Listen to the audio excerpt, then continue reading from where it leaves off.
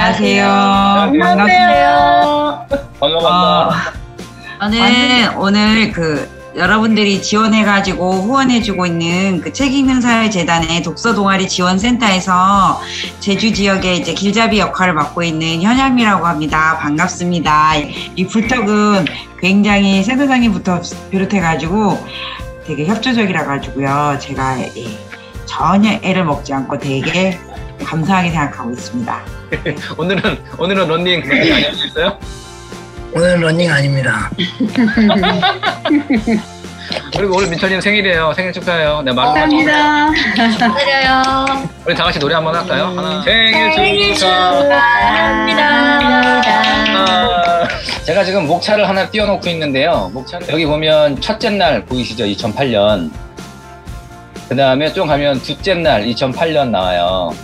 그러니까 첫째 날 2008년 해갖고 한 2, 30페이지 있고, 그 다음에 1부 우정, 첫 번째 날 나오고 2부 사랑, 그 다음에 세 번째 날 나오고 두려움, 그 다음에 네 번째 날 나오고, 네 번째 날, 그 다음에 계속, 네 번째 날 또 계속, 이렇게 나오거든요. 혹시 옛날 해녀들이 정말 물질하면서 아기를 낳는지 나는 그게 되게 궁금했어요. 정말 그게 물질하다가 바다에서 아기가 나면 어떻게 해요, 걔를?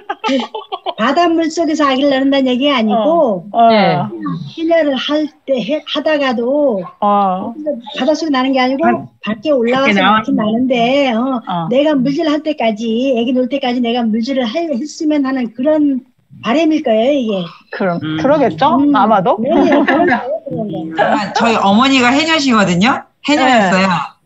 네네.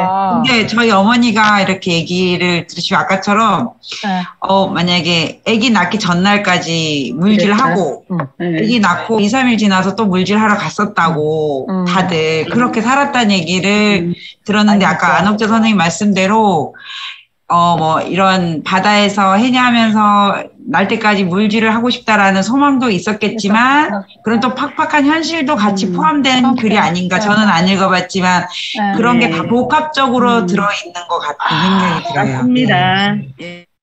해녀 문화, 해녀들이 같이 가지고 있는, 함께 가지고 있는 그 공동체 문화 중에 핵심이 할망바다라고 생각을 하는 거고, 그 할망바다는 해녀 개개인들의 다 물질 능력이 다르잖아요. 이 말은 물질 능력이 다르다는 것은 각각의 수입이 다 다르다는 거예요. 그럼에도 불구하고 나이가 들어서 물질을 못하게 되는 경우, 다시 말하면 생계를 유지할 수 없게 되는 사람들에 대해서 해녀 공동체에서는 그 사람들을 버리지 않았다. 버리지 않고 그 사람들이 생존할 수 있는 할망바다라고 하는 시스템을 만들면서 재분배, 사회 경제력에 있어서의 재분배를 이상적으로 실현해 놨거든요. 그래서 거기에 관심이 있는 거예요. 이건 나중에 기회가 되면 제가 한번 따로 이야기를 할게요. 제주 속담에 3살 때 행복하면 80살까지도 행복할 거다라는 이런 속담이 있대요. 혹시 들어보셨어요? 그게 3살 버릇 8까지 간다 하는 표현하고 비슷한 건데 약간 조금 다르게 표현해 놓은 것 같더라고요. 제주의 해안가 마을에 있는 모든 집에서는 딸이 태어나는 것을 매우 감사하게 여겼다. 마을의 만큼은 육지나 중산간이나 이런 데에 비해서, 왜냐하면 바로 바다가 있으니까 15살부터 바로 너 돈 벌어와 할 수가 있는 상황이니까, 야, 여기서만큼은 필요에 의해서 어떤 성별 고정관념이나 이런 것들이 별로 없었겠다. 혹은 성평등적 관점을 갖고 있었겠다. 누구든 돈을 만들 수 있는 사람이면 남성이건 여성이건 다 이루지. 이렇게 생각한 게 아닌가? 라는 생각을 한 거죠. 그러니까 반역 행위를 한 사람들을 누군가가 이런 얘기를 하더라고요. 야, 그 당시에는 목에 총칼이 들어와서 사실 반역 행위를 하지 않으면 결국은 죽는 문제였는데, 그 당시에 말을 안 해서 그렇지, 누구나 다 그렇게 반역 행위를 했다. 이렇게 얘기하니까 한 역사학자가 일제시대에 매 연마다 일제로부터 그 잡혀간 사람들의 통계를 내렸어요. 그래서 한 30년 동안 우리는 계속 그 일제에 의해서 독립운동을 한 죄로 잡혀간 사람들의 통계가 나오는데, 끊이지 않아요. 네, 그렇기 때문에 그 당시에 다 먹고 살기 위해서 어쩔 수 없이 친일을 했어야 했어, 반역을 했어야 했어 라는 거는 설득력이 없다라는 얘기를 이제 한번 여기서 언급하고 싶었던 거죠. 혹시 여러분들 여기서 어떤 영숙이나 미자나 아니면 뭐 할머니나 뭐 누군가에게 감정이입이 되시나요? 만약에 저 누구냐 중부가 어머니랑 시어머니한테 며느리를 빌려가도 될까요? 이렇게 해서 아주 부드럽게 어머니하고의 고부관계를 해결하면서 며느리를 싹 빼내잖아요. 그래서 야, 난 중부라는 사람이 야 정말 멋지다라는 생각을 했습니다. 여기 지금 책이 해녀라서 우리가 지금 해녀에 대해서 얘기하기 때문에 해녀가 강하다고 이런 말이 나오는 건데 그게 아니고 제주의 모든 여성은 강인했습니다. 진짜. 왜냐하면 남편이 없고 남편이 옛날에 남편이 많이 없잖아요. 그래서 여자가 자식을 살려야 돼요. 그 자식 볼 수는 없잖아요. 그래서 제주 여인을 얘기하는 거예요. 쉽게 말해 제주 여인들이 그렇죠. 그런 얘기예요. 저도 이 영숙이 입장에서는 일본 사람들이 하던 나쁜 짓을 수탈을 미국 사람들이 똑같이 하더라. 라고 지금 여러분은 미국을 어떻게 생각하십니까? 싫진 않죠. 싫진 않아요. 네.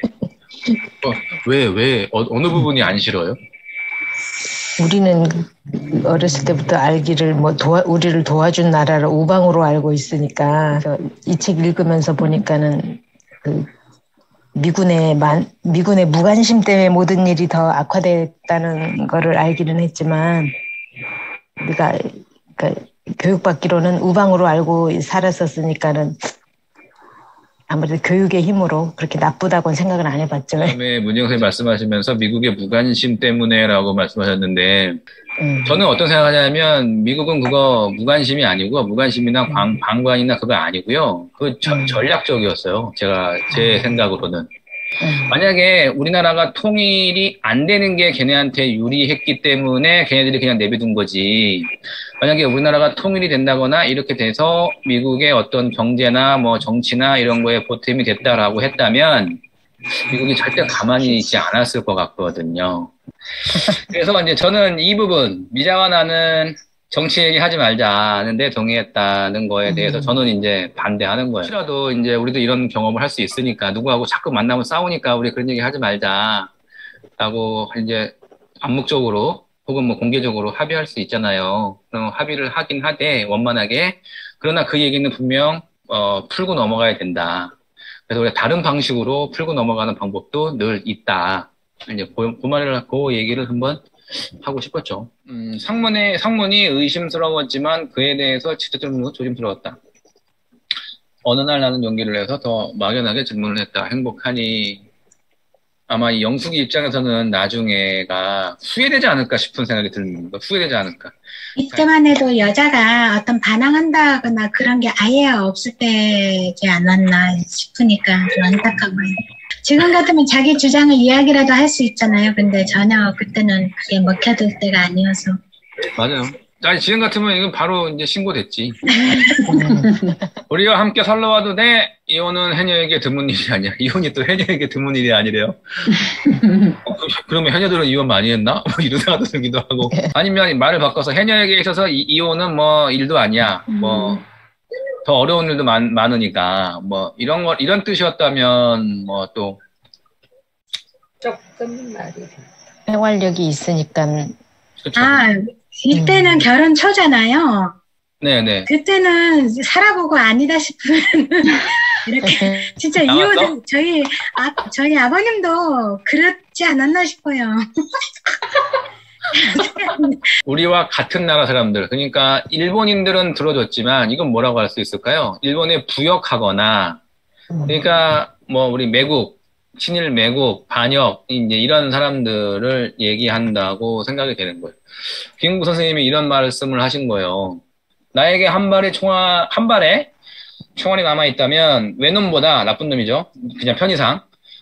외놈보다는 나라와 민주주의를 배신한 매국노 변절자를 100번, 1000번 먼저 처단할 것이다. 왜냐하면 그놈들이 더 나쁜 놈이기 때문에 이런 얘기를 한 거죠. 사삼에 관련돼 있는 거기가 있었거든요. 그랬는데 너무 펑펑 울어가지고요.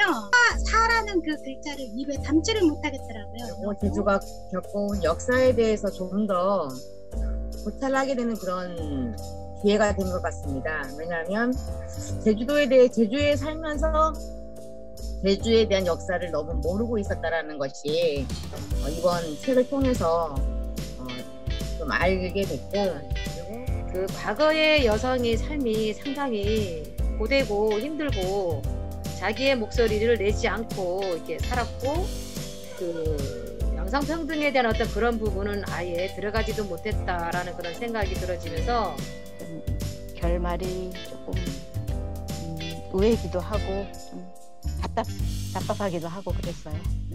나 같았으면 이렇게 안 할 것 같다 그런 생각. 그러면 어떻게?